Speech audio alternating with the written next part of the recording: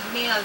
No, dapat wide variety ang preparation natin eh. Hindi lang, there's an advantage in kamote kasi right now sabi nila mas mataas ang BC, mas maganda yung fiber content, yung protein content niya. Pero, it must be kasi ibang sustansya na nasa ibang pagkain, hindi lang sa kamote. Okay. So ngayon, dito naman tayo sa ating rice diet. Kasi si Angelica Panganiban, 8 years na raw siya hindi kumakain ng rice. Ito ba okay lang sa tao, doktora, na hindi tayo kumakain ng rice forever? Or particularly white rice. Ang white rice talaga, mas pwede mo na yung alisin eh. Kung papipiliin kang white rice, unpolished rice ka. Kasi loaded with nutrients. Ito inalis yung mga nutrients, calorie na lang siya eh. So may... hindi. Kailangan talaga natin ng glucose. Because without glucose, hindi tayo pwedeng mabuhay. Pero ito, sobrang mabilis maging glucose.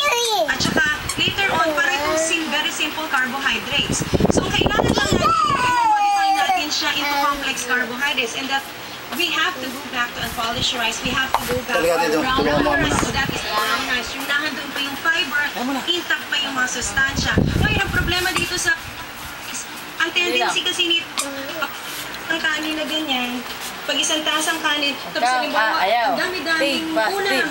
Pag isa pang ulam, lalong dumadami yung kain mo. So, very tempting. so lalo kang tumataba? Oo, very tempting. Ngayon, pag inalis natin to naman, at pinalitan mo ng complex, konti na lang ang kakainin mo, hindi na ganun kadami.